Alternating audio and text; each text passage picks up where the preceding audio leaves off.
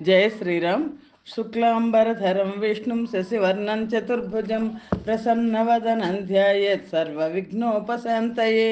రామాయ రామభద్రాయ రామచంద్రాయ వేధసే రఘునాథాయ నాథాయ సీతాయ పతయే నమః. వాల్మీకి రామాయణం శ్రీ పుల్లల శ్రీరామచంద్రుడి గారు చెనుగు చేసినది. అయోధ్యాకాండం 75వ సర్గలో ఉన్నాం. 74వ సర్గలో కైకేయిని భరతుడు తీవ్రంగా నిందించడం కనిపిస్తుంది.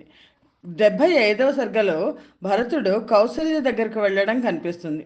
వీర్యవంతుడైన ఆ భరతుడు చాలాసేపటికి తిరిగి స్పృహ తెచ్చుకొని అశ్రువులతో నిండిన నేత్రములతో దీనురాలైన తల్లిని చూచి అమాత్యుల మధ్యయందు ఆమెను ఈ విధముగా నిందించెను.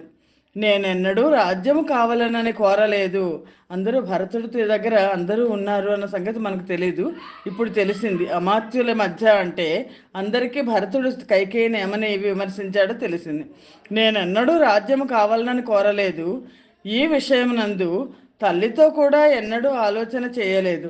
రాజు నాకు రాజ్యమిచ్చుటకు అంగీకరించిన విషయం కూడా నాకు తెలియదు. నేను శత్రుఘ్నుడు చాలా దూరమైన దేశములో ఉంటిమి కదా.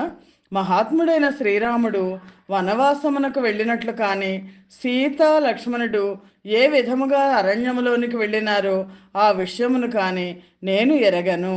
మహాత్ముడైన భరతుడు ఈ విధముగా అరచుతుండగా కౌసల్య అతని కంఠధ్వనిని గుర్తించి సుమిత్రతో ఇట్లనెను.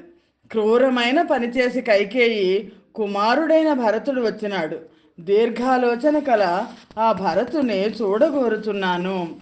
రంగుమారి మలినమైన శరీరముతో కృషించి ఉన్న ఆ కౌసల్య సుమిత్రతో ఇట్లు పలికి వణకిపోవచ్చు. సంజ్ఞ తప్పినదే అంటే స్పృహ కోల్పోయింది. భరతుడున్న చోటికి వెళ్ళుటకు బయలుదేరాను. రాముని తమ్ముడైన ఆ భరతుడు శత్రుఘ్న సమేతుడుగై కౌసల్య గృహము వైపు బయలుదేరాను. దుఃఖముచే ఆర్తురాలై సంజ్ఞ తప్పి నేలపై పడి ఏడ్చుతున్న పూజ్యురాలు ఉత్తమ మనస్సు కలది అయిన కౌసల్యను చూచి భరత శత్రుఘ్నులు దుఃఖితులై ఏడ్చుచు అతి కష్టమున ఆమె దగ్గరకు వెళ్ళి కౌగలించుకొండ్రి. మిక్కిలి దుఃఖితురాలైన కౌసల్య భరతునితో ఇట్లు పలికెను. రాజ్యము కావాలనని కోరుకున్న నీకు ఏ శత్రుబాధ లేని రాజ్యము లభించినది. కైకేయి చేసిన క్రూర కార్యముచే చాలా శీఘ్రముగా లభించినది. క్రూరమైన ఆలోచనలు గల కైకేయి నా కుమారుడు నారచీర కట్టి వనానికి వెళ్ళినట్లు చేసినది కదా. ఏమి గుణమును ఏమి ప్రయోజనమును ఉద్దేశించేట్లు చేసినది. నా కుమారుడున్న చోటికి కైకేయి నన్ను కూడా పంపివేయటం మంచిది. లేదా నేనే స్వయముగా సుమిత్ర నా వెంట రాగా అగ్నిహోత్రమును ముందు ఉంచుకొని రాముడున్న చోటికి సుఖముగా పోయేదను. లేదా పురుషశ్రేష్ఠుడైన నా పుత్రుడు తపస్సు చేస్తున్న ప్రదేశమునకు నీకు ఇష్టమైనచో నీవే స్వయముగా నన్నిప్పుడు తీసుకొని వెళ్ళుము. ధనధాన్య సమృద్ధము గజ అశ్వరథ పూర్ణము అతి విస్తృతము అయిన రాజ్యము ఆమె నీకు ఇప్పించినది కదా. వ్రణమునందు సూదితో గుచ్చినట్లు ఈ విధముగా అనేకమైన క్రూర వాక్కులతో నిందింపబడిన ఏ పాపమూ ఎరుగని భరతుడు భరించేవాడే భరతుడు అంటారు. భరతుడు చాలా బాధపడెను. ఆ మాటలు వినగానే తల తిరిగిపోయి ఆమె పాదములపై పడి అనేక విధముల విలపించి స్పృహను కోల్పోయాను. కొంతసేపటికి తిరిగి స్పృహ రాగా అట్లే ఉండిపోయాను. భరతుడప్పుడు దోసిలి పట్టి నమస్కరించుచు అనేక విధములైన శోకములు పట్టి పీడింపగా ఆ విధముగా విలపించుతున్న కౌసల్యతో ఇట్లు పలికెను. అమ్మా ఆర్యురాల, ఏ విషయమూ తెలియని ఏ పాపము ఎరుగని నన్ను ఈ విధముగా ఎందుకు నిందించదవు?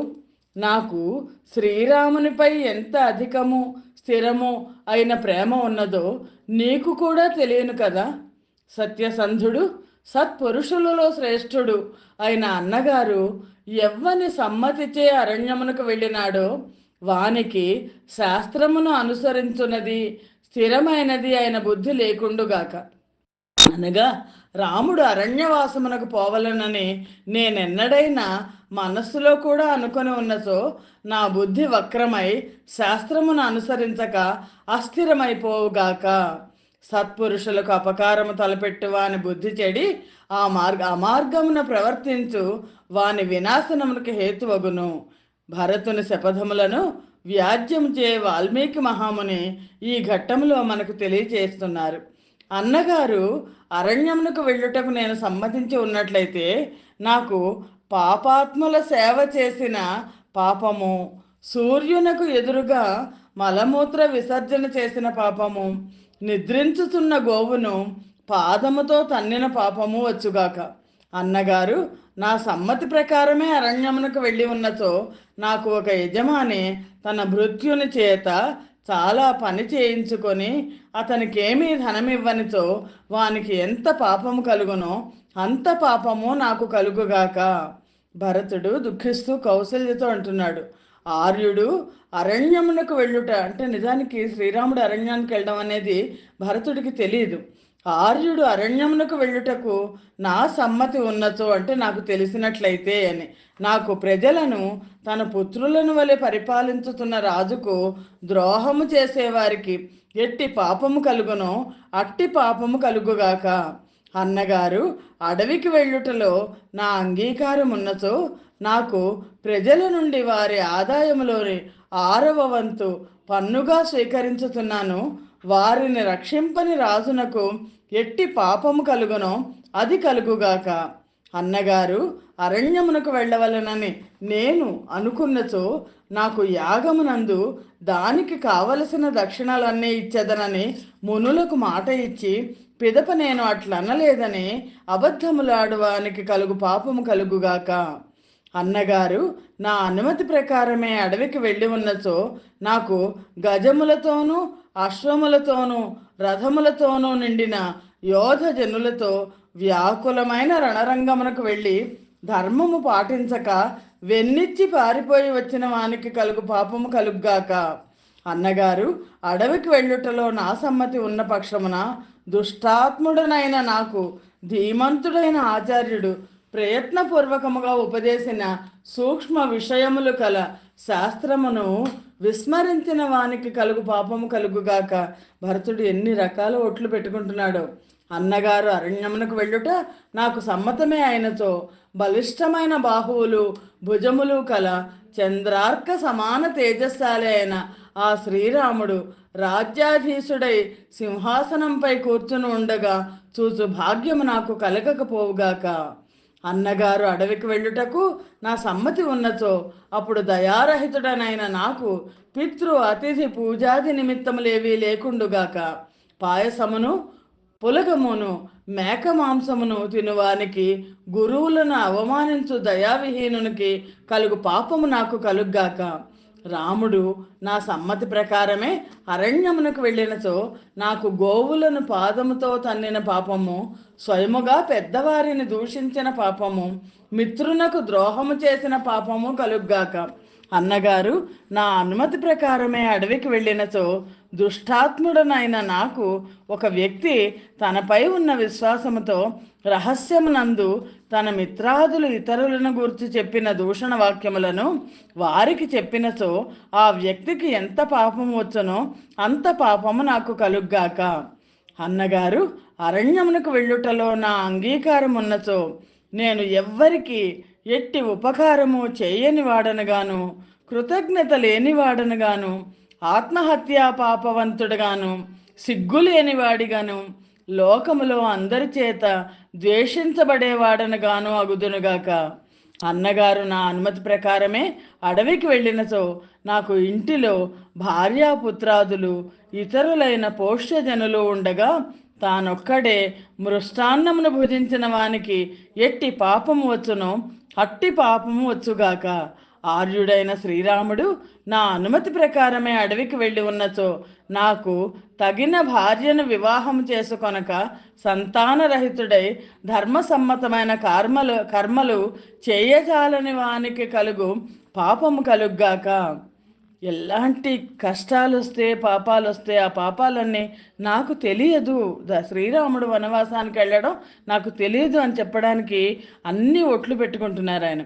అన్నగారు నా అనుమతి ప్రకారమే అరణ్యమునకు వెళ్ళినచో నాకు పూర్ణాయుర్దాయము లేక దుఃఖితుడైన తన భార్య యందు సంతానం పొందని వానికి కలుగు పాపము అనగా ఎంత పాపము చేయుటచే ఇష్టి దుస్థితి కలుగునో అంత పాపము కలుగ్గాక. అన్నగారు అరణ్యమునకు వెళ్ళవలనని కోరుకున్నవాడు రాజును, స్త్రీలను, బాలలను, వృద్ధులను చంపుట చేతను, పోషించతగిన వారిని విడిచివేయుట చేతను ఏ పాపము కలుగునో ఆ పాపమును పొందుగాక. అన్నగారు అరణ్యమునకు వెళ్ళవలనని నేను కోరి ఉన్నచో నాకు పుణ్యములు కానీ మధువు, లక్క, మాంసము, లోహము, విషము మొదలైన అమ్మకూడని పదార్థములు విక్రయించి వ్యాపారము చేయొచ్చు నిత్యము దారపుత్రాదులను పోషించువానికి ఎట్టి పాపము కలుగును అట్టి పాపము కలుగ్గాక. అన్నగారు అడవికి వెళ్ళుటలో నా సమ్మతి ఉన్న పక్షమున నాకు శత్రుపక్షములు రెండింటికి భయము కలిగించు యుద్ధము తారస్థాయిలో ఉండగా వెన్నెత్తి పారిపోవచ్చు చంపబడిన యోధునకు ఎంత పాపము కలుగునో అంత పాపము కలుగ్గాక. అన్నగారు అరణ్యమునకు వెళ్ళవలనని కోరినవాడు కుండ పెంకు చేతిలో పెట్టుకొని చినిగిన గుడ్డలు కట్టుకొని బిచ్చమెత్తుకొనుచు పిచ్చివాని వలి భూమి మీద తిరుగుగాక. ఎలా చెప్తున్నాడు, నాకేమీ తెలియదు, ఒకవేళ నిజంగా నాకు తెలుసుంటే కనుక పిచ్చివాడిని, నేను బిచ్చవెత్తుకునేవాడిని అయిపోగాక అని తనని తను శపించుకుంటున్నాడు. అన్నగారు అరణ్యమునకు వెళ్ళవలనని కోరుకున్నవాడు కామక్రోధములకు వసుడై నిత్యము మద్యపానము, స్త్రీలు, జూదము మొదలైన వ్యసనములందు ఆసక్తుడనగుగాక. నేను శ్రీరాముని వనగమనమును అంగీకరించి ఉన్నచో నాకు పైన చెప్పిన వానికి ఎంత పాపము కలుగునో అంత పాపము కలుగుగాక. ఆర్యుడైన అన్నగారు అరణ్యమునకు వెళ్ళవలనని కోరిన వాని మనస్సు ధర్మమునందు ప్రవర్తింపకుండుగాక. అతడు అధర్మమునే ఆచరించుగాక, అపాత్రులకు దానము చేయుగాక. ఆర్యుడు అరణ్యమునకు వెళ్ళవలనని కోరినవాడు వేల కొలది సంపాదించుకున్నాను అనేక విధములైన ధనములను చోరులు అపహరింతురుగాక. శ్రీరాముని అరణ్య గమనమునకు నేను కారణమైనచో ఎంత పాపము చేసినచో కూడబెట్టుకున్న ధనమంతా దొంగలు అపహరింతురో అంత పాపము నాకు కలుగుగాక. అన్నగారు అడవికి వెళ్ళుటకు అనుమతించిన వానికి సాయం ప్రాతః సంధ్యాకాలములందు నిద్రించు వానికి కలుగు పాపము కలుగుగాక. అన్నగారి అరణ్యగమనానికి కారణమైన వానికి ఇతరుల గృహములను దహించిన వానికి కలుగు పాపము కలుగ్గాక. గురు భార్యాగమనము చేసిన వానికి కలుగు పాపము కలుగ్గాక. మిత్రద్రోహము వలన కలుగు పాపము కలుగ్గాక. నేను అన్నగారి అరణ్యగమనానికి కారణమైనచో దేవతలకు, పితృదేవతలకు, తల్లిదండ్రులకు శుశ్రూష చేయని వానికి ఎట్టి పాపము వచ్చునో అట్టి పాపము నాకు కలుగుగాక. అన్నగారు అరణ్యమునకు వెళ్ళవలనని అనుమతించిన నాడు ఇప్పుడే వెంటనే సత్పురుషులకు లభించు లోకము నుండి, సత్పురుషుల కీర్తి నుండి, సత్పురుషులు ఆచరించు కర్మ నుండి భ్రష్టుడనగుదునుగాక. దీర్ఘబాహుడు, విశాల వక్షము కల అన్నగారు అరణ్యమునకు వెళ్ళవలనని కోరుకున్న వానికి తల్లి శుశ్రూష చేయుటమాని అనర్థకరమైన పనులు చేయువానికి కలుగు పాపము కలుగ్గాక. అన్నగారు ఎవరి అనుమతిచే వెళ్ళినాడో అతడు అత్యధిక సంతానవంతుడై దరిద్రముతోనూ జ్వర రోగములతోనూ ఎల్లప్పుడూ బాధపడుచుండుగాక. నేను రాముడు అడవికి వెళ్ళుటకు కారణమైనచో ఎంతటి పాపము చేసిన వానికి పైన చెప్పిన బాధలన్నీ వచ్చునో అన్ని బాధలు నాకు కలుగ్గాక. అన్నగారు అడవికి వెళ్ళుటకు నేను నిమిత్తమైనచో నాకు దీనులై పైకి సూచుచు యాచించుచున్న యాచకుల ఆశను నిష్ఫలము చేసిన వానికి వచ్చు పాపము వచ్చుగాక. రాముని అరణ్య గమనమునకు నేనే కారణమైనచో నాకు క్రూరుడై చాడీలు చెప్పుచు అపవిత్రుడై అధర్మాత్ముడై నిత్యము రాజునకెక్కడ పట్టుబడుదునో అని భయపడుచు అందరినీ మోసగించుచు జీవించు వానికి ఎట్టి పాపము వచ్చునో అట్టి పాపము నాకు కలుగ్గాక. అన్నగారు అరణ్యమునకు వెళ్ళుటకు నేను అనుమతించి ఉన్నచో నాకు ఋతుస్నాతయై ఋతుకాలమును పాటించు పతివ్రత అయిన భార్యను కలియని దుష్టాత్మనకు ఎంత పాపము కలుగునో అంత పాపము కలుగ్గాక. పూజ్యుడైన అన్నగారు అడవికి వెళ్ళవలనని నేను కోరి ఉన్నచో నాకు ధర్మమునందు ఆసక్తి లేక తన ధర్మపత్నిని విడిచి పరభార్య సంగమము చేసిన మూఢాత్మనకు ఎట్టి పాపము కలుగునో అట్టి పాపము కలుగ్గాక. ఆర్యుడు అరణ్యమునకు వెళ్ళవలనని కోరుకున్న వానికి సంతానము లేని బ్రాహ్మణునకు ఎంత పాపముండునో, అనగా ఎంత పాపము చేసినచో బ్రాహ్మణుడు సంతానహీనుడగునో అంత పాపము కలుగ్గాక. అన్నగారు అరణ్యమునకు వెళ్ళుటకు నేను కారణమైనచో త్రాగే నీరు పాడు చేసిన వానికి ఇతరులకు విషము ఇచ్చిన వానికి ఎట్టి పాపము కలుగునో ఆ పాపమంతా నా ఒక్కనికే కలుగ్గాక.